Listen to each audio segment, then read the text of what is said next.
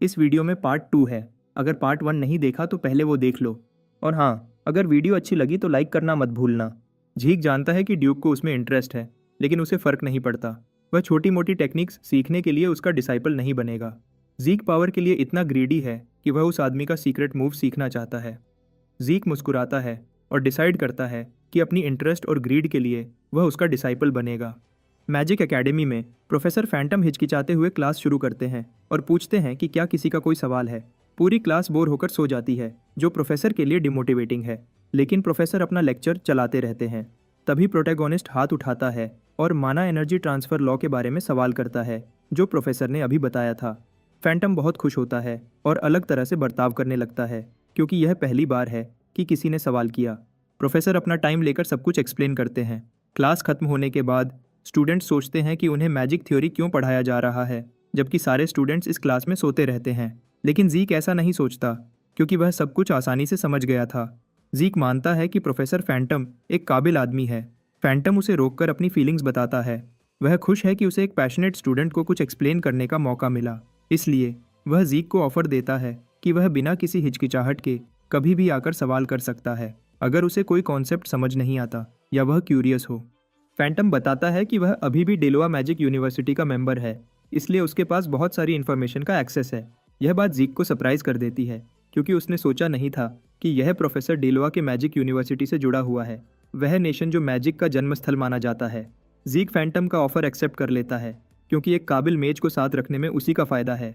जीक मानता है कि जो मेजेस मैथ में अच्छे होते हैं वे आमतौर पर ग्रेट थिंकर्स भी होते हैं।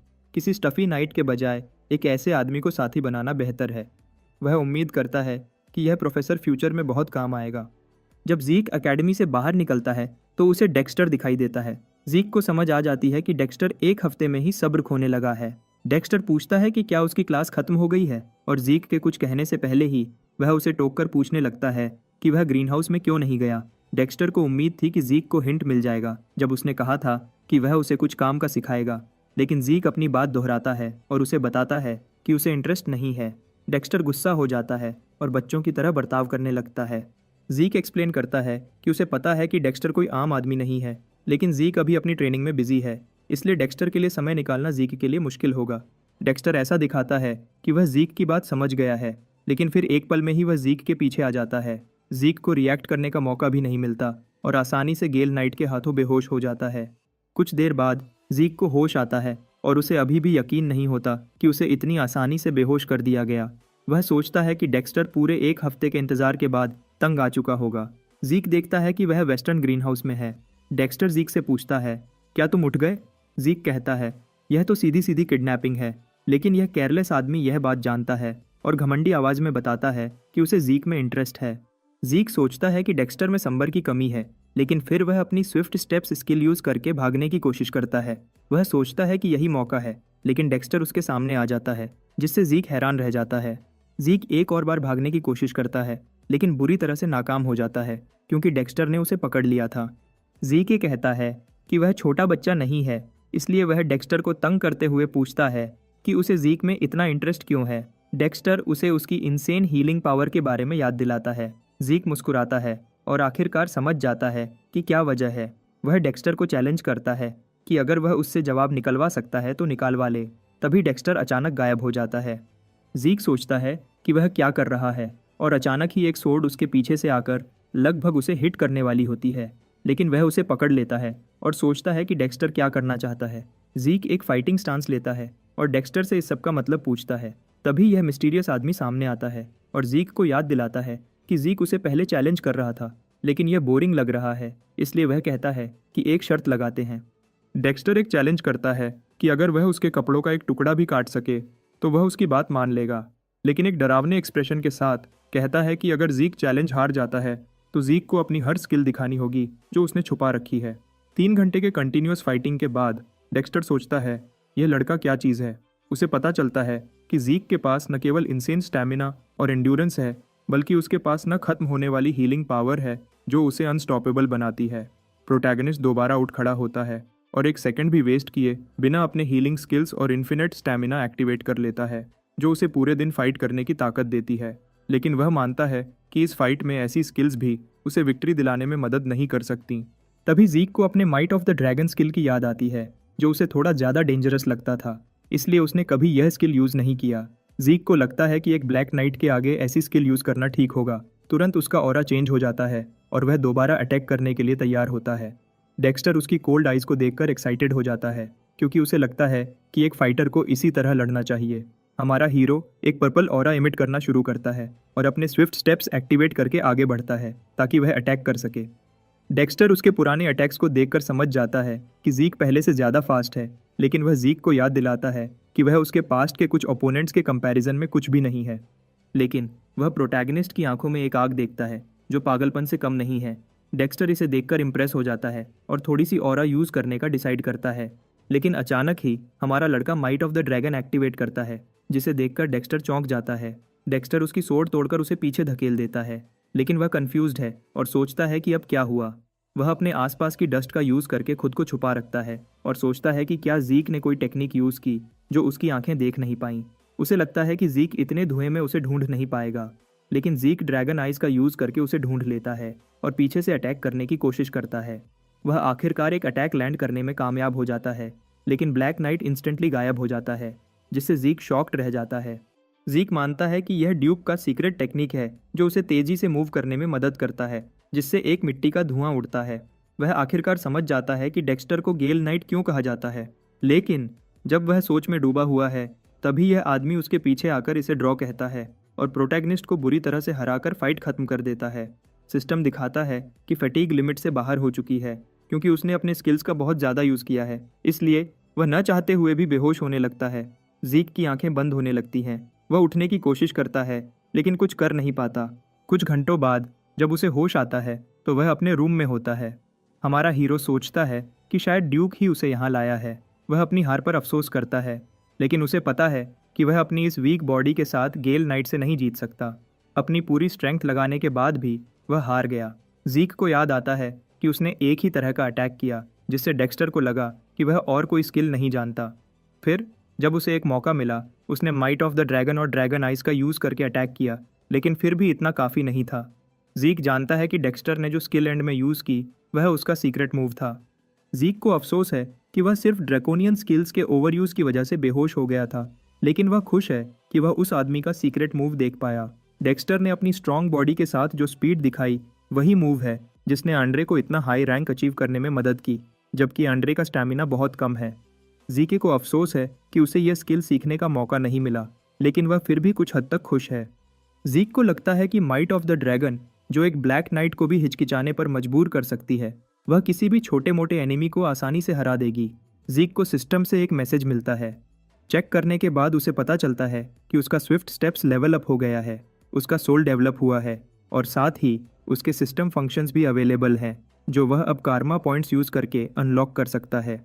वह सरप्राइज्ड हो जाता है और देखता है कि उसके पास मिनी मैप, इन्वेंट्री और क्वेस्ट बुक अनलॉक करने के ऑप्शंस हैं, जो वह कारमा पॉइंट्स से अनलॉक कर सकता है।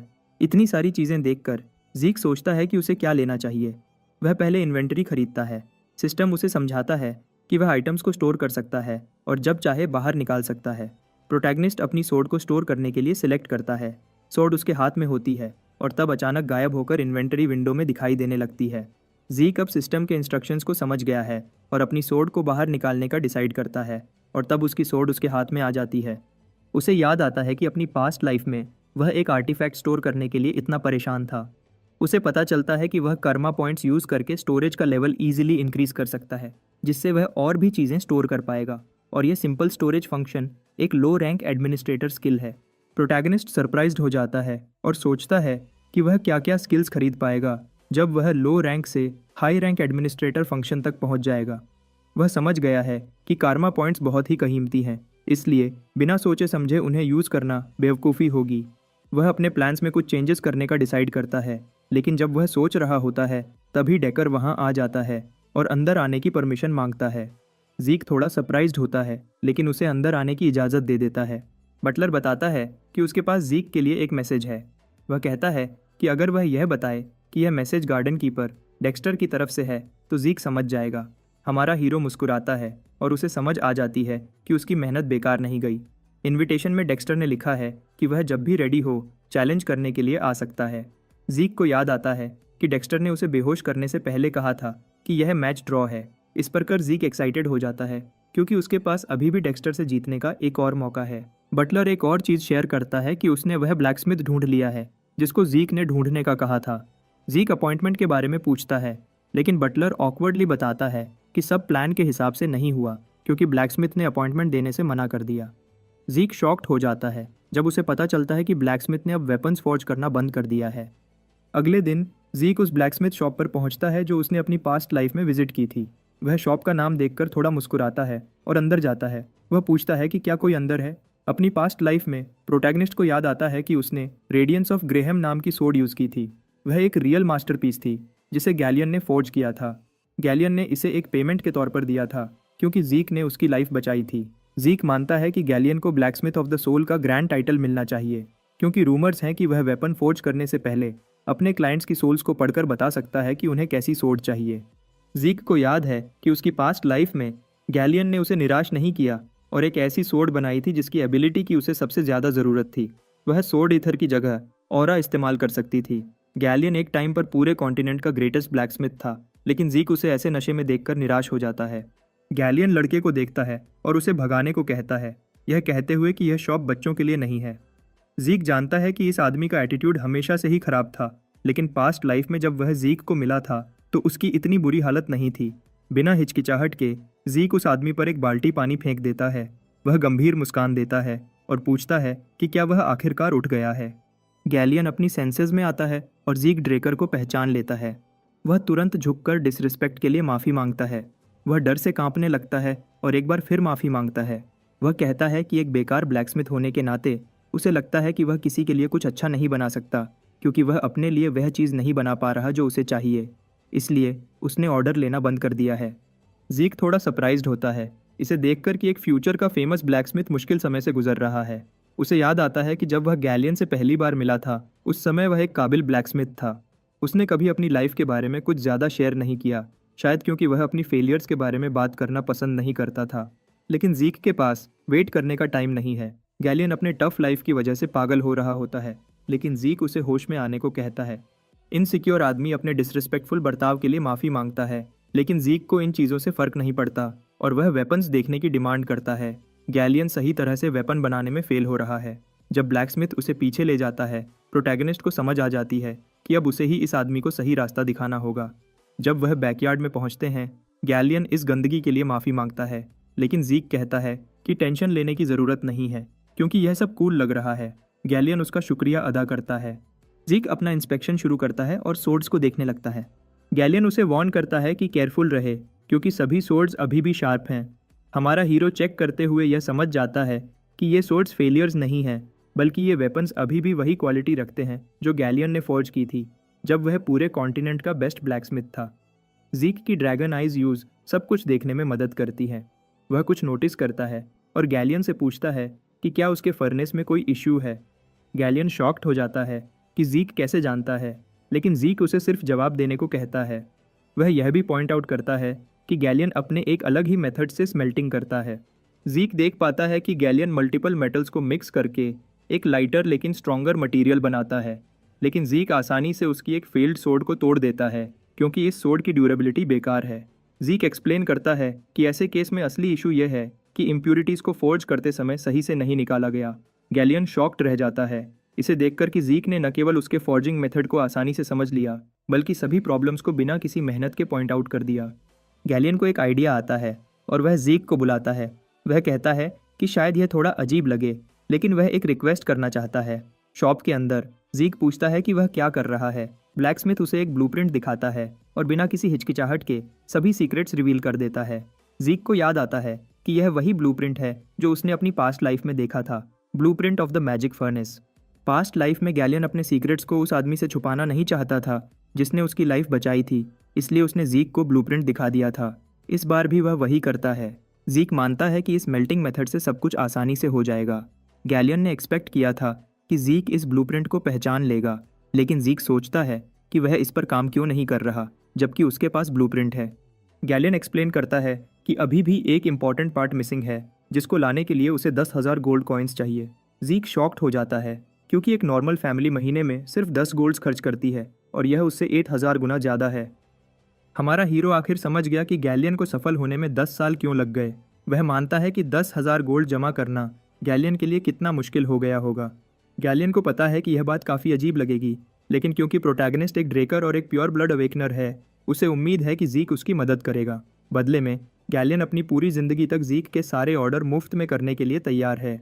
ज़ीक कुछ देर सोचता है और गैलियन की रिक्वेस्ट को लगभग नामुमकिन मानने लगता है, क्योंकि वह अपने परिवार का गार्डियन नाइट नहीं है, इसलिए उसके पास इतनी बड़ी रकम इकट्ठा करने का कोई तरीका नहीं है, चाहे वह एक प्योर ब्लड ही क्यों ना हो। लेकिन उसे ग्रेहम, जो कि सोर्ड ऑफ रेडियंस है, की ज़रूरत पड़ेगी। लेकिन तभी ज़ीके के दिमाग में एक सोल्यूशन आता है और वह समझ जाता है कि यह प्रॉब्लम माना एनर्जी लॉस से जुड़ा हुआ है। एकदम से उसके दिमाग में एक शानदार आइडिया आता है और वह रिक्वेस्ट मान लेता है। ज़ीक ब्लूप्रिंट ले लेता है, लेकिन गैलियन अब भी इस बात पर विश्वास नहीं कर पा रहा होता कि ज़ीक उसकी मदद करेगा। तब हमारा हीरो उसे यकीन दिलाता है कि वह एक मेज को जानता है जो मदद कर सकता है। वह गैलियन से कहता है कि अगर कुछ काम बना तो वह गैलियन को बता देगा। जाने से पहले ज़ीक उसे शराब पीना छोड़ने को कहता है, लेकिन गैलियन घुटनों के बल गिर जाता है और ज़ीक के पैर पकड़ लेता है। वह रो पड़ता है और वादा करता है कि अगर यह काम हो गया तो वह अपनी पूरी ज़िंदगी तक प्रोटैगनिस्ट की सेवा करेगा। गैलियन लगातार अपना शुक्रिया अदा करता रहता है, जबकि ज़ीक वर्कशॉप से निकलने की कोशिश करता है। ड्रेकर एकेडमी के प्रोफेसोरियल रिसर्च बिल्डिंग में ज़ीक को याद आता है कि प्रोफेसर फैंटम का मेजर इस टॉपिक से रिलेटेड था, तो वह उसके रिसर्च लैब को याद करने की कोशिश करता है। जब वह लैब ढूंढ रहा होता है, तभी एक गली में कुछ अजीब होता देख लेता है।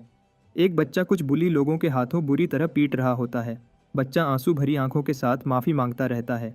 प्रोटैगनिस्ट को अचानक अपने पिछले जन्म की याद आती है और वह अपने दांतों को कसकर अपने गुस्से को कंट्रोल करने की कोशिश करता है। तभी वह गली में जाकर देखता है कि एक गरीब बच्चे को लियोन और उसके दोस्त मार रहे हैं। लियोन उस बच्चे को कंप्लीट ट्रैश कहता है और उसे और भी मारने लगता है। वह ज़ीक पर आया हुआ गुस्सा बच्चे पर निकालता है और उसे मारने लगता है। लियोन नहीं मानता कि वह ज़ीक से हारा है और उसे लगता है कि ज़ीक सिर्फ लकी था, इसलिए वह जीता। लियोन अपने हाथ से बच्चे के सिर को ज़मीन पर दबा देता है। जैसे ही ज़ीक आता है, लियोन का चेहरा बदल जाता है। प्रोटैगनिस्ट अकड़कर मुस्कुराता है, लेकिन जल्दी ही सीरियस हो जाता है और अपने भयानक गुस्से वाली आंखों से उन बुलीज को ऑर्डर देता है कि अगर उन्हें अपनी जान प्यारी है तो घुटने टेक दें। लियोन ज़ीक को अकड़पन के लिए टॉन्ट मारते हुए कहता है कि ज़ीक ने सचमुच प्योर ब्लड अवेकनिंग नहीं किया। प्रोटैगनिस्ट उसे चुप कराता है और धमकी देते हुए कहता है कि उसे झुकना होगा, वरना वह मारा जाएगा। उसके शब्द लियोन को तंद्रा कर देते हैं और वह डर के मारे पसीना पसीना हो जाता है। लियोन गुस्से में दांतों को कसकर ज़ीक को नाली का कीड़ा कहता है और अपने चमचों को उस पर हमला करने के लिए कहता है। ज़ीक बिना किसी डर के आसानी से उसके पंच को डोज कर देता है। वह पहले आदमी को हराता है और फिर दूसरे को भी हरा देता है। लियोन ज़ीक को देखकर हैरान हो जाता है कि यह वही ज़ीक है जो कुछ महीने पहले बिल्कुल अलग था। लियोन डर के मारे अपनी तलवार निकालता है और ज़ीक को दूर रहने के लिए कहता है, नहीं तो वह उसे घायल कर देगा। ज़ीक उसे याद दिलाता है कि ट्रेनिंग एरिया में तलवार निकालने का क्या मतलब होता है। लियोन डर के मारे घबरा जाता है और बिना कुछ कहे चुप हो जाता है। ज़ीके डुएल में जो पहले तलवार निकालता है, फाइट में जो भी हो वह उसकी रिस्पॉन्सिबिलिटी होती है। अब जब तक कोई एक मरता नहीं है, फाइट खत्म नहीं होगी। ज़ीक लियम को अपना गवाह बनाता है और लड़ाई शुरू करने के लिए तैयार हो जाता है, लेकिन लियोन माफ़ी मांगता है और रोता हुआ ज़ीक से कहता है कि उसे इस बार छोड़ दे। प्रोटैगनिस्ट को अपनी पास्ट लाइफ की याद आती है और लियोन को कमीना कहता है। एक पल में वह लियोन का कान काट देता है और कहता है कि अगर उसने यह कान वापस लगाया तो अगली बार ज़ीक उसका सिर काट देगा। लियोन दर्द से चिल्लाने लगता है। बच्चा ज़ीक से पूछता है कि उसने उसकी मदद क्यों की, तो ज़ीक कहता है कि वह किसी की मदद नहीं कर रहा था, बस अपनी मदद कर रहा था।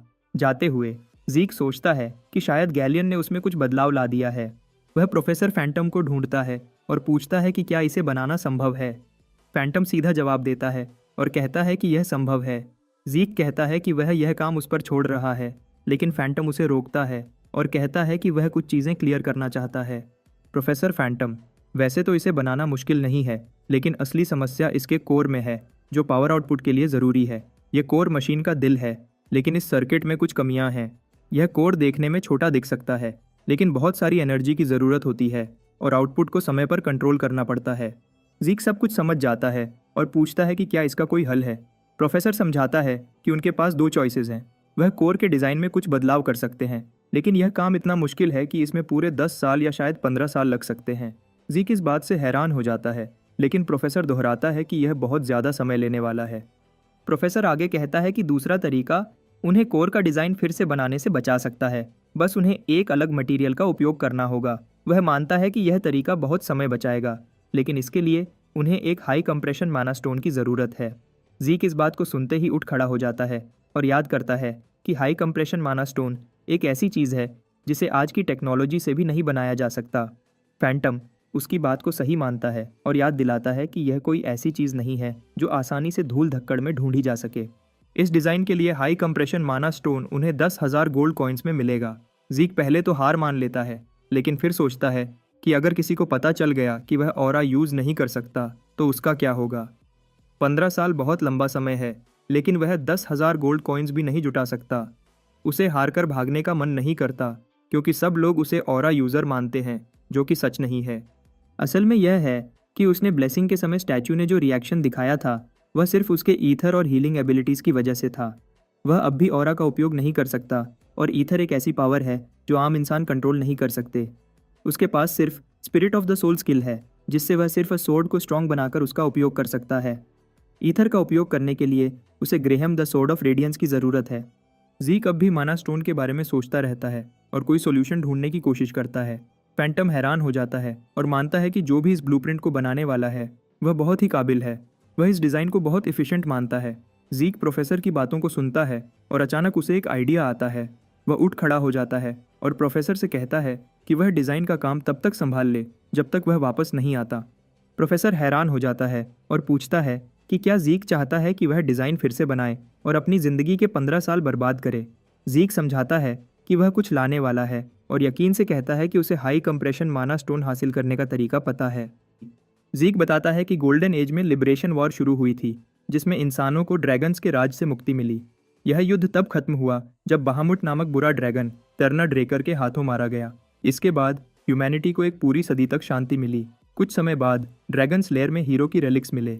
ये रेलिक्स इतने एडवांस थे कि इस जमाने के लोग उन्हें डुप्लीकेट नहीं कर पाए। इनमें से एक था हाई कंप्रेशन मोनोस्टोन, जो एक पूरे विलेज को पूरे साल के लिए माना दे सकता था। ज़ीक ड्रेकर एकेडमी की सेंट्रल लाइब्रेरी में जाता है। हालांकि कोई इसका उपयोग नहीं करता, लेकिन यह अभी भी बनाई हुई है क्योंकि लोग मानते हैं कि इसे हीरो टेरन ड्रेकर ने खुद बनाया था। कुछ साल बाद जब किताबों को एक जगह से दूसरी जगह ले जाया जाएगा तो लोगों को गोल्डन एज के रेलिक्स मिलेंगे। मैजिक टावर और निर्वाणा के आर्चमेज पीछे नहीं रहे। गोल्डन एज के बहुत से रेलिक्स मिले और उनके बारे में अफवाहें पूरे कॉन्टिनेंट में फैल गईं। ज़ीक याद करता है कि यह उसके पिछले जन्म में हुआ था। वह लाइब्रेरी में जाता है और सोचता है कि शायद अभी तक किसी को नहीं पता यहाँ रेलिक्स छुपे हैं। वह अपने ड्रैगन आइज का उपयोग करता है और पूरी लाइब्रेरी में घूमता है। आखिरकार वह एक अजीब टाइल को देखता है और उसे टैप करता है ताकि यह जान सके कि इसके पीछे कुछ है या नहीं। वह सोल ऑफ द स्पिरिट को इनेबल करता है और याद करता है कि यह उसके मास्टर ने उसे सिखाया था कि ईथर का उपयोग करके किसी भी चीज़ में बारीक कट लगा सकते हैं, लेकिन इसके कई नुकसान भी हैं। ईथर का उपयोग करने के लिए बहुत ज़्यादा पावर खर्च करनी पड़ती है। ज़ीक थक जाता है, लेकिन बिना समय बर्बाद किए वह टाइल के पीछे चला जाता है। अंदर एक गुफा में जाकर वह आग जलाता है और याद करता है कि उसके पिछले जन्म की खबरों में इस जगह का जिक्र नहीं था। तभी वह कुछ सुनता है और सोचता है कि शायद किसी ने पहले ही इस जगह को खोज लिया है। वह देखता है कि स्केलेटन्स शवल और पिकैक्स लेकर खड़े हैं। वह ड्रैगन आई का उपयोग करके कंफर्म करता है कि ये लाइचिस द्वारा बनाए नहीं गए हैं। वह क्रिटिकल स्ट्राइक एनेबल करता है और उन्हें डिस्ट्रॉय कर देता है। उसे 2 कारमा पॉइंट्स मिलते हैं। ज़ीक मुस्कुराता है और सोचता है कि वह कारमा पॉइंट्स के बारे में भूल गया था, क्योंकि वह आर्टिफैक्ट हासिल करने पर ध्यान दे रहा था।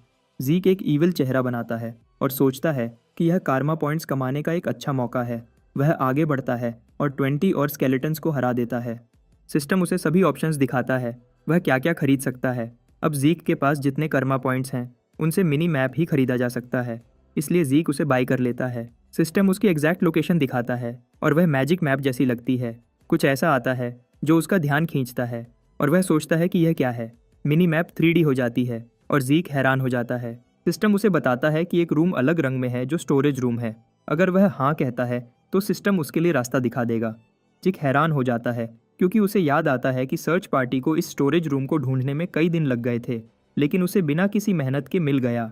सिस्टम उसके लिए बेस्ट राउट दिखाता है, जिससे ज़ीक हैरान रह जाता है क्योंकि इस स्किल से वह आसानी से स्टोरेज रूम में पहुंच जाएगा। आखिरकार वह अपनी मंजिल पर पहुंचता है, लेकिन उसे सामने एक बड़ा दरवाज़ा मिलता है। ज़ीक सोचता है कि अब क्या करेगा, क्योंकि दरवाज़ा सिर्फ एक दिखावे से नहीं खुलेगा। वह फिर भी ट्राई करता है, लेकिन एक अजीब मैजिक उसके हाथ को पीछे हटा देती है।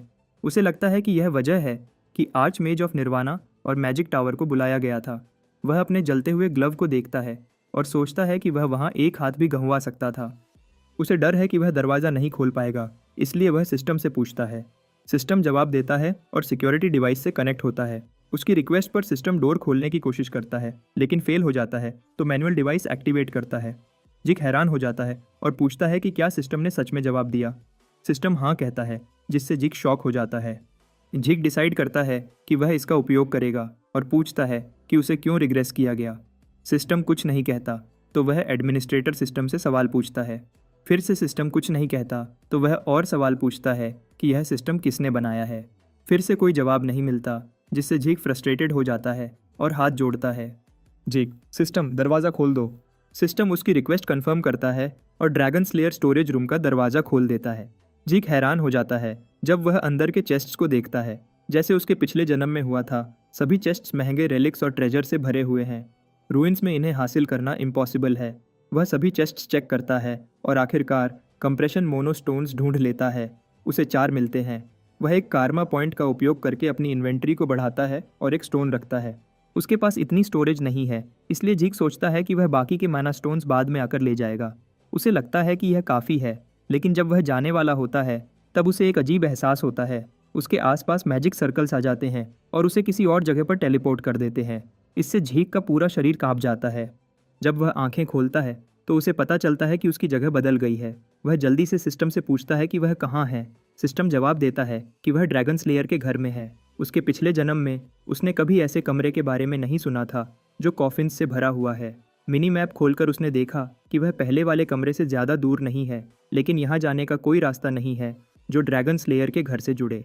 इसलिए यह संभव है कि यह एक छुपा हुआ रास्ता है जो कभी खोजा नहीं गया। झीक ने इस अजीब स्थिति का फ़ायदा उठाने का फैसला किया और एक कॉफिन के पास भागा। उसने कंक्रीट लिड खोली और देखा कि अंदर एक मेडिवल आर्मर है। सिस्टम ने बताया कि यह ड्रैगन स्लेयर का इक्विपमेंट है। झीक ने आर्मर उठाया और उसके ऊपर रगड़ के निशान देखे। करीब से देखा तो उसे पता चला यह आर्मर गोल्डन एज के आर्मर से अलग है।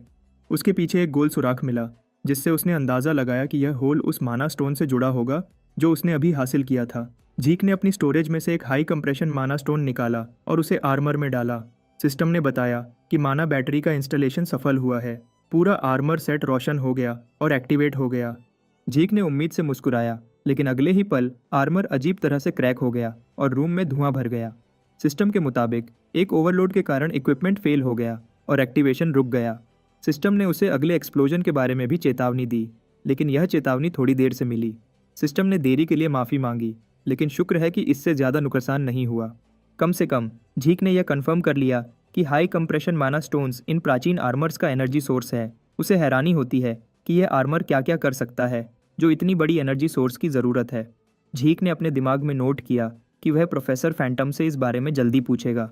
अभी के लिए झीक ने फैसला किया कि वो अजीब कमरे में घूमकर कुछ काम का ढूंढेगा। कॉफिन से भरे कमरे के अलावा बाकी कमरे खाली थे। आखिरकार वो अंतिम कमरे में पहुंच गया, जो पहले ढूंढे गए कमरों जैसा ही था, एक बड़ा और खाली हॉल। लेकिन तभी उसने कमरे के बीच में एक ग्लास क्यूब देखा। सिस्टम का एक प्रॉम्प्ट उसके सामने आया, जिसे पढ़कर वो चौंक गया। वो पसीने पसीने हो गया और सोचने लगा कि टेरन ड्रेकर कितना पागल था। अंतिम कमरे में यह क्यूब फाउंडर्स लेगेसी है, जो कर्स्ड ड्रैगन बहामुट का दिल है। कौन सोच सकता था कि उसके पूर्वज ने अपनी पहेली के लिए यह गिफ्ट छोड़ा था। यह उस अजीब सी फीलिंग को समझाता है जो ज़ीक ने स्टोरेज रूम में महसूस की थी।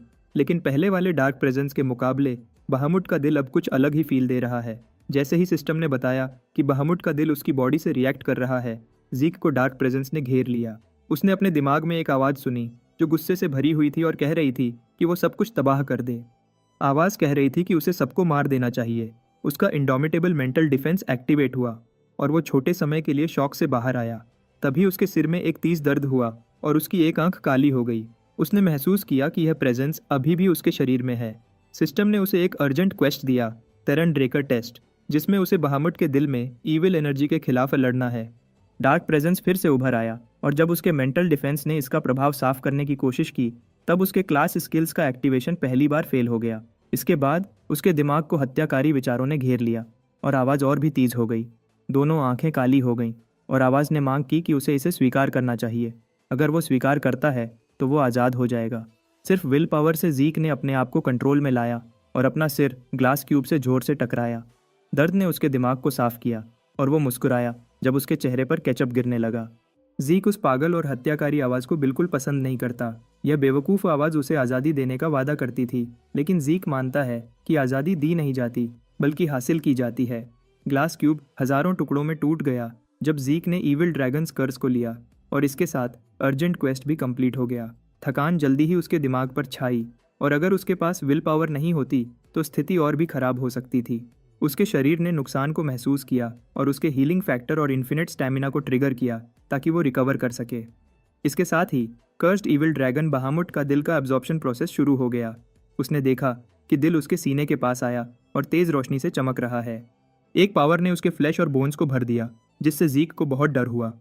जहाँ तक वो बता सकता है, एक प्योर और डेंस मैना सोर्स जिसका उसने पहले कभी सामना नहीं किया उसके बॉडी के हर सेल में फ्लो हो रहा है। यह एक नाइट के लिए बुरा होता, लेकिन ज़ीक के लिए तो बिल्कुल ही खतरनाक है, क्योंकि उसके पास एक भी सर्कल नहीं है जो इतनी इंटेंस माना की पावर को सही से एब्जॉर्ब कर सके। एब्जॉर्ब न करने की वजह से यह माना ओवरफ्लो होकर सारी बॉडी को डिस्ट्रॉय कर रहा है, और इसका दर्द सिर्फ ज़ीक ही समझ सकता है। ज़ीक जानता है कि उसे कुछ करना होगा, कुछ भी, वरना यह प्रोसेस उसका अंत हो सकता है। स्किलफुल स्लाइट ऑफ हैंड के साथ उसने पर्पल ईथर समन किया। स्पिरिट ऑफ द सोल का उपयोग करके उसने एक मिनी ब्लैक होल क्रिएट किया ताकि इस ओवरफ्लोइंग माना को सील कर सके। ज़ीक के बहुत कम स्किल्स हैं। उसने सोचा कि ईथर का उपयोग करना ही उसकी आखिरी उम्मीद है। ज़ीक ने अपने दांत पीसते हुए अपनी पूरी कंसंट्रेशन ईथर होल सील को चलाए रखने में लगा दी। आखिर में एक बड़ा एक्सप्लोजन हुआ जिसने ज़ीक को लपेटे में ले लिया। पूरा कमरा थंडरस स्मोक से भर गया। एक्सप्लोजन ने एक बड़ा गड्ढा बना दिया। खैर, ज़ीक अभी भी एक पीस में है। उसके बॉडी का हर एक हिस्सा दर्द से चिल्ला रहा था। जब दर्द कम होने लगा तो उसने सुकून की सांस ली। यह मुश्किल था, लेकिन आखिर में वो जिंदा बच गया। उसका यूनिफॉर्म फटा हुआ है और उसके चेस्ट पर बहामुट का मार्क बन गया है। शैटर्ड ग्लास क्यूब के अंदर जो दिल था वो गायब हो चुका है। बहामुट का माना बिल्कुल मजाक नहीं है।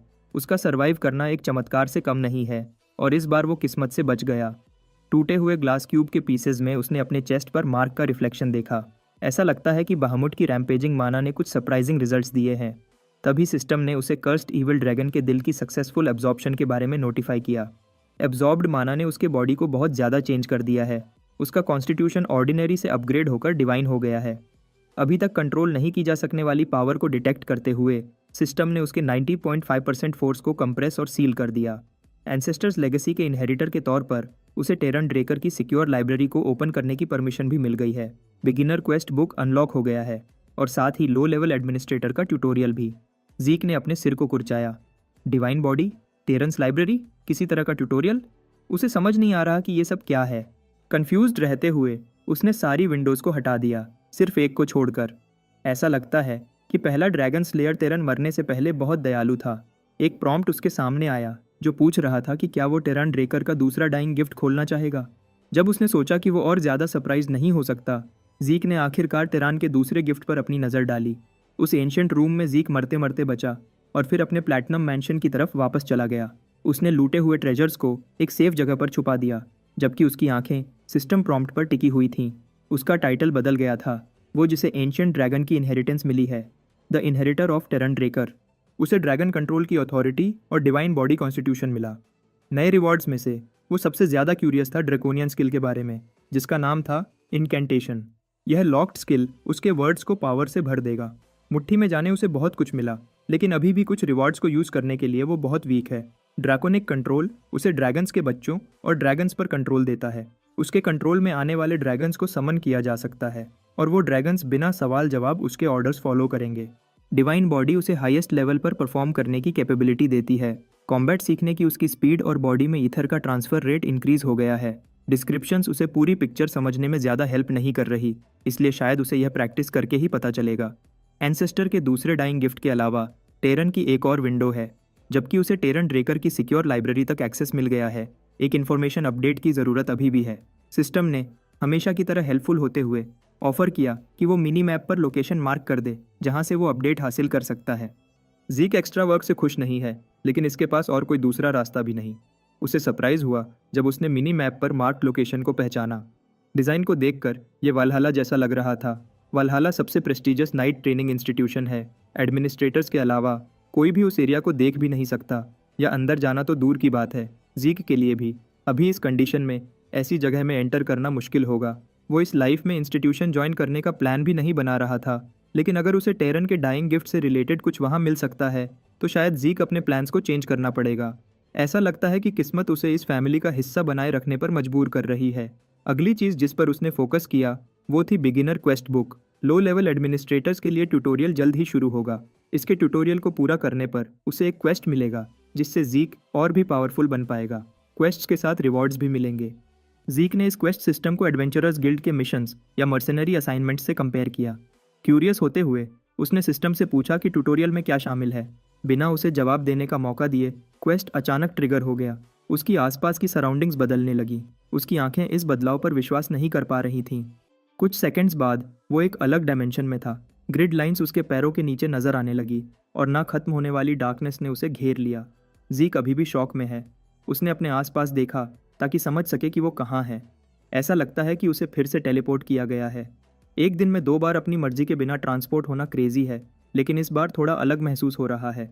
इस बार कमरों की बजाय ऐसा लग रहा है कि पूरा एरिया ही शिफ्ट हो गया है, जैसे वो एक बिल्कुल अलग डायमेंशन में चला गया हो। बिना किसी वार्निंग के उसे एक डेंजरस प्रेजेंस का एहसास हुआ जो पीछे से अटैक कर रही थी। मुड़कर देखा तो उसने ऑर्क्स को अपने स्पाइक्ड क्लब्स के साथ अपनी तरफ आते हुए देखा। तभी सिस्टम ने एक्सप्लेन किया कि ट्यूटोरियल क्वेस्ट के लिए उसे 60 मिनट्स के अंदर मॉन्स्टर्स को डिफीट करना होगा और इसमें 2 या ज़्यादा डिफरेंट स्किल्स का यूज़ करना होगा। कंप्लीशन पर उसे पॉइंट्स और सिस्टम स्टोर अनलॉक का रिवॉर्ड मिलेगा। जब वो सोच में था उसके बैटल सेंसेस ने काम किया और उसके हाथ में एक सोर्ड आ गई। ऐसा लगता है कि ये ट्यूटोरियल उसके लिए ऐसी सिचुएशंस क्रिएट कर रहा है जहां वो सिस्टम का फ़ायदा उठा सके। अगर उसे ये फीचर पहले मिला होता तो अच्छा होता। जब 3 ऑर्क्स ने 3 अलग एंगल से उस पर अटैक किया, जीक एक पल में गायब हो गया। अटैक्स ने पूरे ट्यूटोरियल एरिया को हिला दिया। बिना समय गंवाए उसने स्विफ्ट स्टेप्स और कंटिन्यूअस स्लैश एक्टिवेट किए ताकि बचकर अटैक कर सके। इस तरह के मॉन्स्टर्स अब उसके लिए कोई चुनौती नहीं है। वो ज़्यादा मेहनत किए बिना उनके बॉडीज़ को बिल्कुल आसानी से काट सकता है। उसने नोटिस किया कि क्लेमोर जो वो यूज़ कर रहा था वो फेदर जितनी लाइट महसूस हो रही थी। इसकी स्ट्रेंथ में ये बूस्ट शायद डिवाइन बॉडी कॉन्स्टिट्यूशन का एक इफेक्ट है। उसने सोचा कि एक स्ट्रॉन्गर फिजिकल बॉडी के साथ वो अब आसानी से एक पर्पल नाइट को हरा सकता है। ट्यूटोरियल ऑर्क्स को 1 शॉट में मारने के बाद वो वापस उसी जगह पहुंच गया जहां पहले था। दूसरा डायमेंशन गायब हो गया और वो सोचने लगा कि क्या ये सिर्फ एक इल्यूजन था।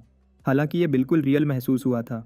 ट्यूटोरियल कंप्लीट करने के अलावा उसे क्रिटिकल बोनस और टाइम बोनस भी मिला। उसने क्वेस्ट रिवॉर्ड में 400 पॉइंट्स और शॉप कैटेगरी का एक्सेस हासिल किया। उसे बहुत खुशी हुई जब उसे पता चला कि अब वो सिस्टम के थ्रू आइटम्स खरीद सकता है। जीक जल्दी से शॉप टैब खोला और देखा कि वहाँ अमेजिंग आइटम्स सेल के लिए अवेलेबल हैं। इनमें giants flash, breath of a flame giant और भी बहुत कुछ शामिल था।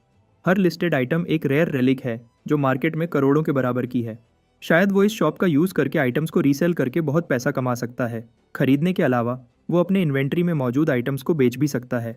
उसकी ट्रेनिंग सोर्ड्स बेचने के लिए अवेलेबल नहीं है, लेकिन एल्वन डैगर की प्राइस 4 पॉइंट्स है। ऐसा लगता है कि शॉप सिर्फ एंशियंट रेलिक्स एक्सेप्ट करती है। उसका एल्वन डैगर ऑक्शन में आसानी से 100 गोल्ड पीसेस में बेचा जा सकता है, लेकिन सिस्टम के लिए सिर्फ 4 पॉइंट्स की वैल्यू रखता है। उसने डिसाइड किया कि वो कुछ भी तब तक नहीं बेचेगा जब तक बिल्कुल ज़रूरी ना हो। इसके साथ वो अपने पर्सनल ट्रेनिंग रूम से बाहर आया और दिन खत्म करने का सोचा। पहले 24 आवर्स में वो बहुत थक गया है, इसलिए लगता है कि आज रात वो अच्छी नींद सो पाएगा। अगले ही दिन जीक ड्रेकर एकेडमी के रिसर्च सेंटर गया ताकि प्रोफेसर फैंटम से मिल सके। मैजिक प्रोफेसर को यकीन नहीं हो रहा था कि इस लड़के ने सिर्फ एक ही दिन में हाई कंप्रेशन माना स्टोन ढूंढ लिया। जब जीक से पूछा गया कि उसने ये स्टोन कैसे हासिल किया, जीक ने एक्सप्लेन करने से इनकार कर दिया क्योंकि ये बहुत कॉम्प्लिकेटेड हो जाता। जीक ने अपनी चाय का कप खत्म भी नहीं किया था और प्रोफेसर फैंटम ने पावर सोर्स को ट्विक करने का काम पूरा कर लिया। यह मैजिक का केरा अपने काम में सबसे आगे है। चाहे प्रोफेसर ने छुपाने की कोशिश की हो, जीक को एहसास हुआ कि प्रोफेसर को उस पर शक है। हर बार जब हाई कॉम्प्रेशन माना स्टोन कॉन्टिनेंट में मिलता है तो उसे एंशिएंट टेक्स्ट में रजिस्टर किया जाता है। यह ट्रैक रखने और मैनेज करने के लिए होता है कि किसने यह स्टोन हासिल किया और कहाँ से मिला। लेकिन जीक के पास जो माना स्टोन्स हैं वो अनरजिस्टर्ड हैं। चाहे कितनी भी मेहनत कर लो, वो सेंट्रल कॉन्टिनेंट रजिस्ट्रेशन एनसाइक्लोपीडिया में नहीं मिलेंगे। प्रोफेसर फैंटम का शक बिना किसी बात के नहीं था। उसके पास बहुत एक्सपीरियंस है। जीक ने सोचा कि ऐसे टैलेंटेड पर्सन को ऐसी जगह नहीं रहना चाहिए जहां उसकी कला को कोई पहचान नहीं पा रहा। आखिरकार प्रोफेसर ने डिज़ाइन को एक्टिवेट करने की कोशिश की और हम वापस पेपर्स ब्रेथ पर पहुंच गए। डिज़ाइन कंप्लीट करने के बाद उन्होंने अपरेटस को ब्लैकस्मिथ ऑफ द सोल गैलियन हेल्बर्ट के हवाले कर दिया। जीक और प्रोफेसर फैंटम ने मास्टर ब्लैकस्मिथ को काम करते हुए देखा। उसकी वर्कशॉप बहुत सारे अजीब मैजिक सर्कल्स से चमक रही थी। गैलियन के चेहरे पर एक खुशी थी। अब वो आखिरकार अपने सपने के मुताबिक वेपन्स बना सकता है। जीक और फैंटम इतिहास बनते हुए देख रहे थे। कामयाब ट्रायल के बाद प्रोफेसर फैंटम ने उन्हें गुड बाय कहा ताकि वो एक लेक्चर अटेंड कर सके। गैलियन जीके की मदद के लिए शुक्रगुजार था। उसने कभी सोचा भी नहीं था कि वो अपनी ज़िंदगी में एक कंप्लीट मैजिक फर्नेस देखेगा, लेकिन इस यंग लड़के के साथ डील करना उसकी ज़िंदगी का सबसे अच्छा डिसीजन था, क्योंकि जीक ने अपने हिस्से का वादा पूरा किया। अब गैलियन की बारी थी। ब्लैकस्मिथ इस एहसान का बदला चुकाने के लिए उत्सुक था। जीक ने अपने बैग से एक मटेरियल निकालकर गैलियन को दिया। एक नज़र में ही ब्लैकस्मिथ को पता चल गया कि उसके हाथ में क्या है। इस ब्यूटीफुल केस के अंदर एक ड्रैगन्स फैंग था। टेरन की विल इनहेरिट करने के रिवॉर्ड्स में से एक था बहामट का सबसे तेज फैंग। पागल ब्लैकस्मिथिंग ऐसी अच्छी कंडीशन में ड्रैगन्स फैंग देखकर ललचाने लगा। टेरन ड्रेकर का दूसरा डाइंग गिफ्ट सच में परफेक्ट रिवॉर्ड था, दिल से लेकर फैंग्स तक। उस एंसेस्टर को प्राइसलेस चीज़ें कलेक्ट करने का बहुत शौक था। अचानक गैलियन कांपने लगा। उसकी आंखों से आंसू और नाक से नोस्सी बहने लगे, जिससे जीक कंफ्यूज्ड हो गया। जीक ने मैजिक फर्नेस के सपने को रियलिटी में बदला और अब ये मुझ जैसे क्राफ्ट्समैन को ड्रैगन्स फैंग से वेपन बनाने का मौका दे रहा है। गैलियन ने वादा किया कि वो उसकी उम्मीद से ज़्यादा बेहतर वेपन बनाएगा। ब्लैकस्मिथ ऑफ द सोल ने अपने नाम की कसम खाई कि वो जीक के लिए एक ऐसी ब्लेड बनाएगा जो उसकी ज़िंदगी की कीमत के बराबर होगी। ये वर्ड्स जीक को याद थे। यह वही वादा था जो उसने अपनी पास्ट लाइफ में किया था। जीक की सेकंड लाइफ में भी गैलियन वही वफादार इडियट है। यह बात जीक को अंदर से थोड़ा इमोशनल कर गई। पेपर्स ब्रेथ से बाहर निकलकर जीक ने क्राफ्टिंग को एक्सपर्ट के हवाले कर दिया। जीक को आइडिया है कि गैलियन उसके लिए कौन सी ब्लेड फोर्ज करेगा। कॉन्टिनेंट के बेस्ट ब्लैकस्मिथ के हाथ में वो ज़रूर कुछ ऐसा बनाएगा जो देखने में इस दुनिया का नहीं लगेगा। फॉर्ज की ट्रिप के बाद जीक सीधा प्लैटिनम मैंशन के अपने रूम की तरफ चला गया। उसने वेपन पाने के लिए बहुत परेशानियां सहनी पड़ी थीं और अब वो आखिरकार रिलैक्स कर सकता है। उसे ड्यूक के साथ ड्यूअल हुए एक हफ्ता हो चुका था और उसने ड्यूक ने एक और मैसेज भेजा था कि वो राउंड 2 के लिए वापस आए। जब वो सोच रहा था कि ये पागल गार्डनर ज़रूर कुछ न कुछ करेगा, तो उसे एक जानी पहचानी प्रेजेंस का एहसास हुआ। उसके रूम में कोई घुस गया था। पीछे मुड़कर देखा तो गेल नाइट खड़ा था और वो गुस्से से लग रहा था कि जीक ने उसकी इनविटेशन एक्सेप्ट नहीं की। पागल नाइट ने उसे गुस्से से देखा और एक्सप्लेनेशन मांगा, जबकि उसकी तरफ से किलिंग इंटेंट निकल रही थी। ऐसा लग रहा था कि वो अभी जीक को मार डालना चाहता है। जीक ने ओल्ड नाइट के इमोशंस के साथ खेलने का डिसाइड किया और बताया कि उसका दोबारा चैलेंज करने का कोई इरादा नहीं है। ड्यूक ड्रेकर ने एक ही पल में दोनों के बीच का डिस्टेंस कवर किया और सच सुनने बोलने की मांग की। जीक ने ड्यूक की ग्रिप से खुद को आज़ाद करने की कोशिश की, लेकिन उससे पहले कि वो कुछ कर पाता, पागल आदमी ने उसे खुली खिड़की से बाहर फेंक दिया।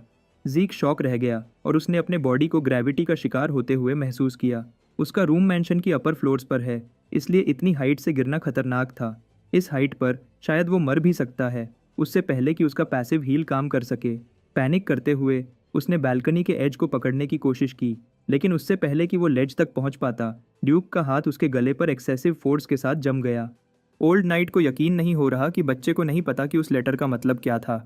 जीक ने जानबूझकर उसे अवॉइड किया, पहले ट्रीटमेंट रूम में और अब भी। ऐसा लगता है कि वो ड्यूक को गुस्सा दिलाने की कोशिश कर रहा है। जब उसके गेम्स खत्म हो गए, ड्यूक ने उसे 5 सेकंड्स दिए ताकि वो सच बता सके और बकचोदी बंद करे। जीक मुस्कुराया और बताया कि ड्यूक ने अभी तक अपनी असली पहचान नहीं बताई और अभी भी खुद को सिर्फ एक गार्डनर कह रहा है। जीक सच बोलने की डिमांड करता है। जब उसने लड़के की आंखों में डर का न होना देखा, तो गार्डन कीपर डेक्स्टर ने अपनी ग्रिप ढीली कर दी और मुस्कुरा दिया। ओल्ड नाइट ने उसे रूम में वापस फेंक दिया, जिससे रूम का नुकसान हुआ, लेकिन जीक के स्ट्रॉन्ग बॉडी को कोई सीरियस डैमेज नहीं हुआ। गार्डन कीपर डेक्स्टर ने माना कि जीक की बात में दम है। उसने लड़के को उठाने के लिए अपना हाथ बढ़ाया और माना कि वो एक टाइम पर ड्रेकर का ब्लैक नाइट था। जीक ने सरप्राइज होने का ढोंग किया, हालांकि उसे पहले ही पता था कि ये आदमी कौन है, जो उसने पहले दी गई इन्फॉर्मेशन को जोड़कर समझ लिया था। उसने अपना एक्टिंग शुरू कर दिया और पूरे दिल से माफ़ी मांगी, एक काबिल-ए-इज्जत फैमिली मेंबर और ऑनरेबल ब्लैक नाइट की डिसरिस्पेक्ट करने के लिए। फिर भी शक करते हुए ड्यूक ने पूछा कि क्या ये जीक का प्लान था। लड़के ने डेक्स्टर की बात को समझ न पाने का नाटक जारी रखा। इस रेयर चांस का फ़ायदा उठाते हुए जीक ने पूछा कि लॉर्ड ड्यूक खुद को फॉर्मर ब्लैक नाइट क्यों कहते हैं। ओल्ड नाइट ने एक्सप्लेन किए, बिना सिर्फ इतना कहा कि वो अब ये टाइटल नहीं रखता। यह कॉमन नॉलेज है कि रैंक्स में ऊपर जा सकते हैं, लेकिन जीक को नहीं पता था कि रैंक्स में नीचे भी गिर सकते हैं। ड्यूक ने उसके क्वेश्चंस के आंसर देने से इनकार कर दिया और टॉपिक चेंज कर दिया। जीक ने ओल्ड नाइट के कांपते हुए हाथ को नोटिस किया और पर्सनल सवाल करने बंद कर दिए, क्योंकि लॉर्ड ड्यूक ने अपनी असली पहचान बता दी है। जीक ने भी सच बोलने का डिसाइड किया।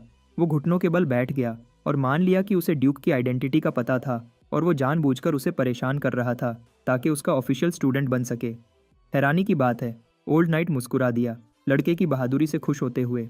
इसके बदले गेल नाइट ने आखिरकार उसे ऑफिशियल स्टूडेंट के तौर पर एक्सेप्ट कर लिया। जीक शॉक्ड था कि एक पावरफुल टीचर हासिल करना इतना आसान हो जाएगा। जीक ने सोचा कि उसे बहुत परेशानियां सहनी पड़ेंगी। उसने डिसाइड किया कि वो ऑफ़र एक्सेप्ट कर ले, इससे पहले कि ये पागल आदमी अपना माइंड बदल ले। उसने ड्यूक ड्रेकर के सामने घुटने टेक कर फॉर्मली डिक्लेयर किया कि वो नाइट का डिसाइपल बनना चाहता है। उसने कसम खाई कि वो अपने मास्टर का नाम रोशन करेगा, अपने मास्टर के ऑर्डर्स फॉलो करेगा और विजडम और पावर हासिल करेगा। ड्यूक को हैरानी हुई कि बच्चे को स्टूडेंट बनने की स्पीच का पता है, जो न्यू जनरेशन के ज़्यादातर लोग भूल चुके हैं। जीक ने यह भी बताया कि कल्चर एक नाइट के लिए सबसे महत्वपूर्ण चीज़ है, लेकिन वो अपने नए मास्टर से एक और चीज़ पूछना चाहता था। ड्यूक को मास्टर कहना पसंद नहीं था, लेकिन उसने बच्चे की बात को नहीं टोका। जीक ने पूछा कि ऐसा क्या था जिसने ड्यूक को उसे स्टूडेंट बनाने पर मजबूर किया, जबकि वो किसी भी स्टूडेंट को एक्सेप्ट न करने के लिए मशहूर था। सिर्फ Andre, the genius of the century, इस बोरे का स्टूडेंट बन पाया, और वो भी सालों तक भीख मांगने के बाद। हालांकि जीक को आइडिया था कि क्यों, फिर भी वो यह ड्यूक के मुंह से सुनना चाहता था। उसने सोचा कि ओल्ड नाइट ने उसमें एक ऐसी पोटेंशियल देखी होगी जो आंड्रे से भी ज़्यादा है। ड्यूक मुस्कुराया और उसे गैस करने को कहा। जीक ने जवाब दिया कि उसे फैमिली का जीनियस होने की वजह से एक्सेप्ट किया गया है। ड्यूक ने उसके इस कॉन्फिडेंट गलत आंसर पर हंसी उड़ाई। अगर वो सिर्फ पोटेंशियल के बेसिस पर स्टूडेंट चूज कर रहा होता तो उसने टून फैमिली की उस लड़की को चूज किया होता, लेकिन उसने जीक को प्योरली उसकी गट्स के बेसिस पर चूज किया। टैलेंट ही सिर्फ एक पर्सन को रेड या ब्लैक नाइट के लेवल तक नहीं पहुंचाता। रियलिटी में टैलेंटेड इंडिविजुअल्स ज़्यादातर सीरियस इश्यूज़ का सामना नहीं करते और इसलिए वो एनिमीज़ के सामने आसानी से गिर जाते हैं, अपनी टैलेंट और ज़िंदगी दोनों खो देते हैं। एक पूरी ज़िंदगी हार्ड वर्क और एनिमीज़ से लड़ने के बाद जीक इस बात से बिल्कुल अग्री करता है। ज़्यादातर जीनियसेस जिनका सोचा गया था कि वो रेड नाइट बन पाएंगे, न सिर्फ उम्मीदों पर खरे उतरने में फेल हुए, बल्कि ज़्यादातर ब्लू नाइट के लेवल पर अटक गए। जवाब देने के बाद ड्यूक उठ खड़ा हुआ और सवाल जवाब रोक दिया। अब वो अपने नए स्टूडेंट को उसका पहला लेसन देना चाहता था। दोनों ने वेस्टर्न ग्रीनहाउस के जिम्नेजियम का रुख किया। जीक को पता भी नहीं था कि ग्रीनहाउस के नीचे एक जिम है। ड्यूक ने उसे बस ट्रैक पर दौड़ने का ऑर्डर दिया और वो उसे समझ नहीं आ रही उसका नया मास्टर क्या प्लान कर रहा है। 3 घंटे बीत चुके थे और ड्यूक बस उसे ऑब्जर्व करते जा रहा था, बिना कुछ बोले। आखिरकार ड्यूक ने उसे रुकने के लिए चिल्लाया और एक सवाल पूछना चाहा। जीक खुशी खुशी अपनी जॉग रोककर पूछता है कि मास्टर क्या जानना चाहते हैं। जब वो रिएक्ट करने ही वाला था, ड्यूक का हल्क जैसा बॉडी उसके पीछे आ गया। ओल्ड नाइट का हाथ जीक की तरफ बढ़ा और लड़के ने इंस्टिंक्टिवली उसके हाथ को डॉज करने की कोशिश की। उसके बैटल सेंसेस ने काम किया और उसके बॉडी के हर पार्ट ने उसे सेफ रहने के लिए पीछे हटने पर मजबूर कर दिया। ड्यूक उसके हाथ और आर्म को पकड़ने में फेल हो गया, लेकिन हल्के से टच ने उसके स्पेशल ग्लव को ऑलमोस्ट खराब कर दिया। ओल्ड नाइट ने अपने स्टूडेंट से पूछा कि क्या उसे पल्स चेक करने में कोई प्रॉब्लम है। जीक को पता था कि ये पागल आदमी सिर्फ पल्स चेक करने की प्लानिंग नहीं कर रहा था। ड्यूक को पता था कि इस बच्चे में कुछ गड़बड़ है। पहले जब वो इन्फर्मरी में लड़े, फिर ग्रीन हाउस में ड्यूल किया और अब 500 लैप्स ट्रैक पर दौड़ने के बाद भी उसने जीक के बॉडी में एक ड्रॉप ऑरा भी महसूस नहीं किया। जब ड्यूक उसकी कलाई के करीब आया तो जीक ने अजीब रिएक्ट किया। इसलिए फॉर्मर ब्लैक नाइट ने सीधे सीधे जीक से पूछा कि क्या वो ऑरा यूज़ नहीं कर सकता। यह सवाल, जो उसके सबसे बड़े सीक्रेट को प्रॉड देता, इस सवाल ने जीक को हिलाकर रख दिया। ड्यूक ने अपना रिसर्च किया था। उसने ब्रॉन्ज स्टैच्यू देखी थी और उस गोल्डन लाइट के बारे में भी जानता था जो जीक ने ट्रिगर किया था, जो पहले कभी नहीं देखा गया था। डेक्स्टर ने पूछा, अगर मैं गलत हूँ तो जीक उसे अपनी पल्स चेक करने दे। जीक ने अपने मास्टर की आंखों में देखा तो उसने अपने मास्टर की आंखों में सिर्फ जानने की इच्छा देखी। इस सीरियस राज के बावजूद, जो एक ड्रेकर ऑरा यूज़ न करने की खबर से फैल सकता है, ऐसा लगता है कि ड्यूक की जानने की चाहत पहले आती है। जीक खुशनसीब है कि ड्यूक एक पागल आदमी है।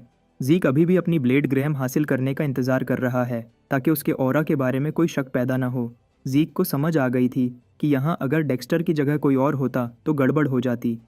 अब उसे झूठ बोलने की ज़रूरत नहीं है। अपनी पास्ट लाइफ में जहाँ वो अपनी फैमिली का पहला फेल्ड अवेकनर था, अब चीज़ें अलग हैं। जीक ने अपने स्पेशल ग्लव्स केयरफुली उतारे जो प्योर ब्लड अवेकनर का सिंबल थे। उसने अपना मैनर रिफ्लेक्शन दिखाया। जो प्रूफ है कि उसका प्योर ब्लडेड नेचर असली है। लेकिन किसी अनजान से वो ऑरा यूज़ नहीं कर सकता। जीक उम्मीद कर रहा है कि सच बताने से उसकी बाकी एबिलिटीज़ और राजा छुप जाएंगे। फिर भी उसने ड्यूक से माफ़ी मांगी, क्योंकि अगर यह पता चला कि एक ड्रेकर ऑरा यूज़ नहीं कर सकता तो जीक को डर है कि उसे फैमिली से बाहर निकाल दिया जाएगा। जीक अपनी मर्जी से रो सकता है और एक डरते हुए पपी की तरह दिख सकता है। इस आदमी को एक अवार्ड दो। जीक ने अपनी पल्स एग्जामिन करने की ऑफर दी और ड्यूक ने आगे बढ़कर अपना ऑरा अपने स्टूडेंट के बॉडी में केयरफुली फैलाया। जीक को रोता और डरता हुआ देखकर ड्यूक ने सोचा कि एक बच्चा तो बच्चा ही होता है, चाहे वो अपनी उम्र के मुताबिक नहीं दिखता हो। जैसा उसने सोचा था, जीक के प्योर बॉडी में ऑरा का एक ड्रॉप भी डिटेक्ट नहीं हुआ, हालांकि वो सक्सेसफुली अवेकन हो चुका है। ड्यूक शॉक्ड था। उसने अपने दिमाग को खपा लिया, लेकिन कोई जवाब नहीं मिला। जीक को पहले ही पता था कि पल्स एग्जामिनेशन के बाद भी ड्यूक पूरी तरह से सहमत नहीं होगा, क्योंकि ब्लेसिंग राइट के रिजल्ट्स झूठ नहीं बोलते। जीक को पता है कि ड्यूक अब इस चीज़ को किसी न किसी लॉजिक से प्रूव करने की कोशिश करेगा। ओल्ड नाइट ने उसे इरेगुलर लेबल किया। ऑफ कोर्स यही उसका कंक्लूजन है। लोग जो क्लासेस के कॉन्सेप्ट से अनजान होते हैं वो ऐसे ही सोचते हैं। फिर भी जीक ने ड्यूक के साथ खेला और ड्यूक से पूछा कि इरेगुलर क्या होता है। उसके मास्टर ने एक्सप्लेन किया कि ये उन लोगों को कहा जाता है जो अलग एबिलिटीज़ रखते हैं, जैसे कि कुछ लोग ऑरा और माना को एक साथ यूज़ कर सकते हैं। कुछ इरेशनल एबिलिटीज़ भी होते हैं, जैसे फ्यूचर में झांकना। इसलिए इरेगुलर्स को ज़्यादा अच्छा ट्रीट नहीं किया जाता और ये बेहतर होगा कि ये सीक्रेट मास्टर और स्टूडेंट के बीच ही रहे। जहाँ तक जीक की इरेगुलर एबिलिटी की बात है, ड्यूक को लगता है उसकी इरेगुलर एबिलिटीज़ इंसेन स्टैमिना और रिकवरी है। चाहे आदमी कितना ही पावरफुल क्यों ना हो, अंदरूनी चोटों से रिकवर होने में समय लगता है। लेकिन ये कॉन्सेप्ट जीक पर अप्लाई नहीं होता। वो सीरियस डैमेजेस से तकरीबन उतने ही समय रिकवर हो जाता है। ड्यूक ने सोचा कि इतनी फास्ट रिकवरी में बहुत ज़्यादा एनर्जी कंज्यूम हुई होगी, और वो एनर्जी ऑरा है। ओल्ड नाइट ने नतीजा निकाला कि क्योंकि जीक का ऑरा लगातार उसके स्टैमिना और रिजेनरेशन के बदले कंज्यूम हो रहा है, इसलिए उसकी बॉडी में ऑरा बचा ही नहीं। जीक सरप्राइज था कि इस ओल्ड मैन ने खुद से ही एक्सप्लेनेशन निकाल लिया। अपनी एक्टिंग जारी रखते हुए उसने मासूम शक्ल बनाकर पूछा कि क्या वो कभी ऑरा यूज़ नहीं कर पाएगा। उसे डर था कि वो अपने मास्टर की उम्मीदों पर खरा नहीं उतर पाएगा। ड्यूक ने ऐसे सेंटीमेंट पर हंसी उड़ाई और उसे चिंता न करने को कहा, क्योंकि उसका गेल आर्ट्स एक स्पेशल और पावरफुल टेक्निक है जो ऑरा का यूज़ बिल्कुल नहीं करता। ड्यूक ने एक्सप्लेन किया कि स्पेशल आर्ट एक स्पेशल टेक्निक होती है जो एक नाइट अपने पीक पर पहुंचने के बाद पर्सनली डेवलप करता है। आमतौर पर यह ड्रैगन स्लेइंग आर्ट्स का एक एप्लीकेशन या स्पेशलाइजेशन होता है, इसलिए इसमें ऑरा का प्रॉपर यूज़ ज़रूरी है। लेकिन क्योंकि गेल आर्ट्स बॉडी की ट्रेनिंग को इम्पोर्टेंस देती है, ड्यूक ने अपने स्टूडेंट्स को एक डेमोन्स्ट्रेशन देना चाहा। इसलिए उसने जीक से कहा कि वो सही से ऑब्जर्व करे। अचानक जिस फ्लोर पर वो खड़ा था वो एक सिंपल जंप की फोर्स से क्रैक हो गया। जीक ने अपनी पूरी कोशिश की कि ड्यूक की इंसेन स्पीड को ट्रैक कर सके। कुछ ही सेकंड्स में गेल नाइट पूरे अरीना में घूम गया और उसकी स्पीड इतनी थी कि उसके आफ्टर इमेजेस भी आंखें देख नहीं पा रही थीं। फिर वो उसी जगह वापस आकर लैंड हुआ जहाँ से शुरू किया था। उसने पसीना तक नहीं बहाया। जब पूछा गया कि क्या उसने मूवमेंट्स देखी, जीक ने पूछा कि क्या वो खुद ट्राई कर सकता है। ड्यूक ने हैरत से पूछा कि क्या बच्चा दोबारा नहीं देखना चाहता। पागल आदमी हंस पड़ा और जीक के कॉन्फिडेंस की तारीफ की, जो एक ब्लैक नाइट की याद दिलाता था, और उसने बच्चे को ट्राई करने की इजाज़त दे दी। जीक आगे बढ़ा और पोजीशन ली। उसने दिमाग में अपने मास्टर की मूवमेंट्स को रिप्ले किया जैसे मास्टर ने करके दिखाया था। उसका पहला स्टेप ब्लैक नाइट के फुटप्रिंट के ऊपर एक गड्ढा छोड़ गया। टेक्निक एक बार देखने के बाद उसने ड्यूक के मूवमेंट पैटर्न को परफेक्टली किया। अब जब वो अपने मास्टर की मूवमेंट्स और ट्रेजेक्टरी को डायरेक्टली कॉपी कर रहा है, वो चीज़ें देखने लगा जो पहले नहीं दिख रही थीं। साफ पता चल रहा है कि ये स्टेप्स ऐसे लिए गए जैसे वो किसी के साथ स्पार कर रहा हो।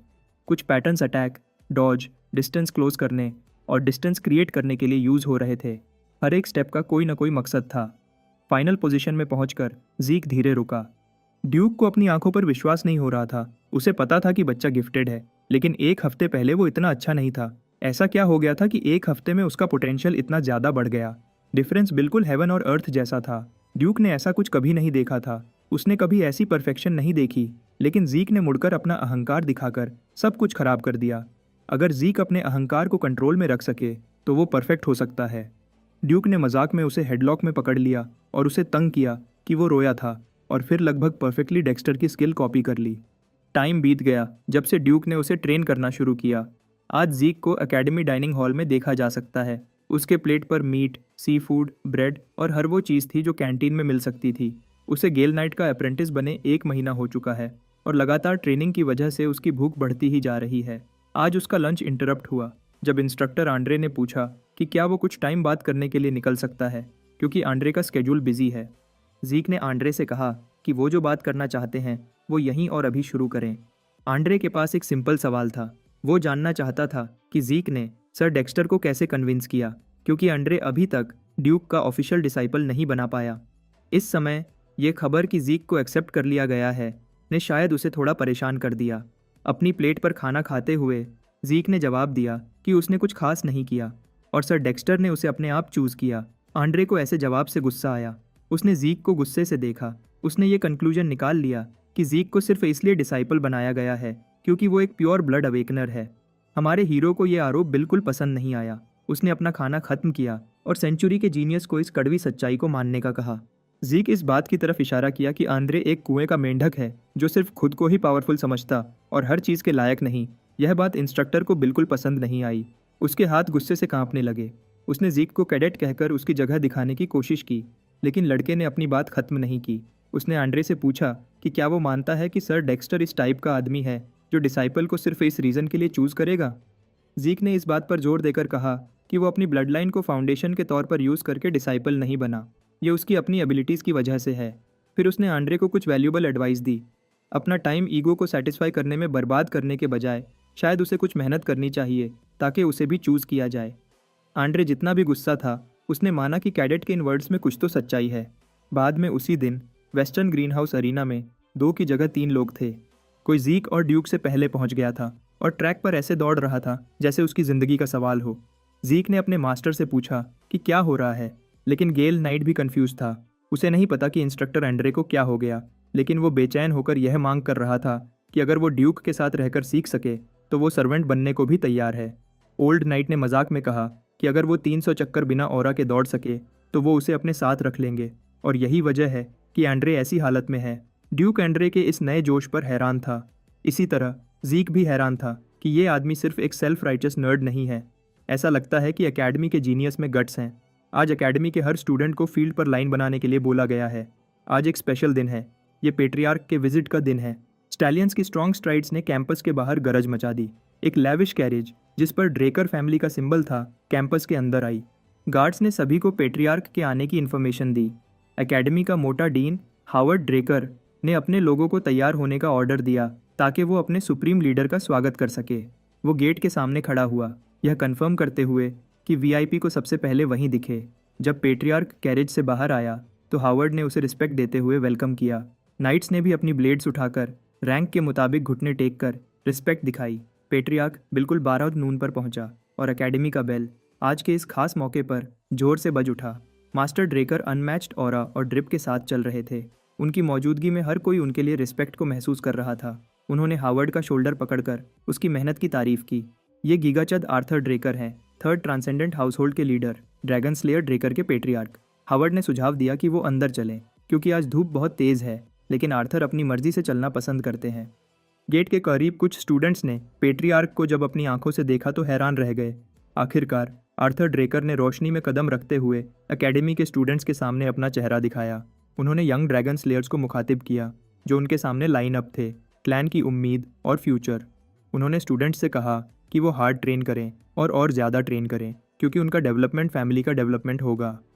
उनके एनकरेजिंग वर्ड्स और डोमिनेटिंग प्रेजेंस से इंस्पायर होकर स्टूडेंट्स ने उनका सिंपल स्पीच दिल से लिया और जोश से जवाब दिया। जब धूप और ज़्यादा चमकने लगी, आर्थर ने मुड़कर हावर्ड को ऑर्डर दिया कि उसे अंदर ले जाए। बंद दरवाज़ों के पीछे जीक को सभी नाइट्स के लीडर, ड्रैगन स्लेयर के नाम के गार्डियन और अपने फादर से मिलने के लिए बुलाया गया। आर्थर ने उसके चमक दमक और ओल्ड फैशन रिस्पेक्ट दिखाने के तरीके पर हंसी उड़ाई। आजकल ये बहुत कम देखने को मिलता है। 2 कप्स चाय लेने के बाद आर्थर ने अपने बेटे से बैठने को कहा। उन्होंने सुना था कि उनका बेटा चाय पसंद करता है, इसलिए उन्होंने कुछ रेयर टी तैयार करवाई है, उम्मीद करते हुए कि जीक को पसंद आएगी। हालांकि ये एक फादर का प्यार दिखाने का एक तरीका लग रहा है। जीक को पता है कि पेट्रियार्क को उसकी परफॉर्मेंस की खबर मिल रही है, इसलिए वो ऐसा कर रहा है। एक कहावत है कि शायद कुछ चीज़ें एम्परर को नहीं पता हों, लेकिन कोई चीज़ ऐसी नहीं जो एक ड्रेकर को नहीं पता। जीक अब इस कहावत की सच्चाई को महसूस कर रहा है। आर्थर ने माना कि उन्होंने जीक को बुलाया है क्योंकि सुना है कि ड्यूक ने उसे डिसाइपल बनाया है। जैसा एक्सपेक्टेड था, पेट्रियार्क इधर उधर की बातें करने वाले नहीं हैं। वो सीधे पॉइंट पर आना पसंद करते हैं। जैक ने पूरी बात को नज़रअंदाज करते हुए कहा कि ड्यूक उस पर एक बड़ा एहसान कर रहे हैं। आर्थर अपने बेटे के गोल को नहीं जानता था। ड्यूक की टीचिंग्स को फॉलो करना एक ब्राइट फ्यूचर दिखाता है। जैक ने अपने फादर की बात को काटकर कहा कि उसका गोल कॉन्टिनेंट का सबसे स्ट्रांग आदमी बनना है। ऐसे अजीब गोल ने आर्थर की आंखों में शार्पनेस भर दी।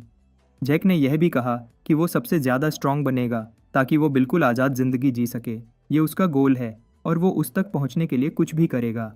उसने अपने फादर के चेहरे को देखा, लेकिन समझ नहीं पाया कि पेट्रियार्क क्या महसूस कर रहा है। आर्थर ने जानबूझकर अपनी ऑरा और ब्लड लस्ट लीक की।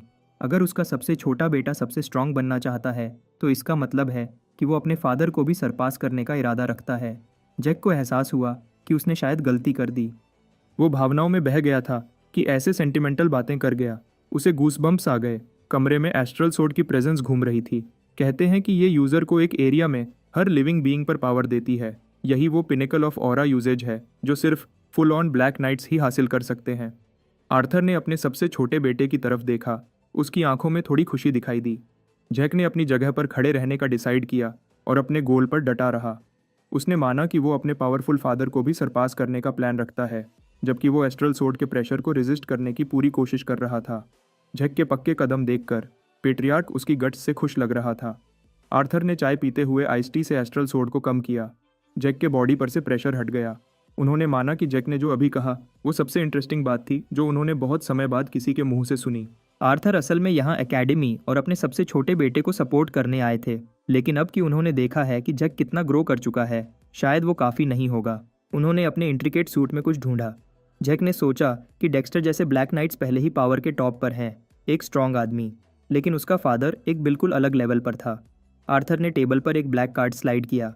कार्ड पर ड्रेकर का सिंबल था। ये आर्थर का जैक के लिए गिफ्ट था, ड्यूक डेक्स्टर का डिसाइपल बनने के लिए। एक ब्लैक कार्ड को पर्सनली देखकर जैक घबरा गया और उसके वर्ड्स अटकने लगे। जैक के रिएक्शन से आर्थर को समझ आ गया कि जैक को पता है कि ब्लैक कार्ड का क्या मतलब है। देखो, ये एक क्रेडिट कार्ड है जो सिर्फ कुछ लोगों को दिया जाता है। जैक ने कभी सोचा भी नहीं था कि वो एक ब्लैक कार्ड पर्सनली देखेगा। सिर्फ इसका होना ही बहुत बड़ी बात है। इसका क्रेडिट लिमिट ही नहीं, सिंपल वर्ड्स में एक इन्फिनिट मनी ग्लिच है। आर्थर ने खुशी से एक्सप्लेन किया कि कार्ड दोनों के नाम पर होगा ताकि जैक इसे फ्रीली यूज़ कर सके।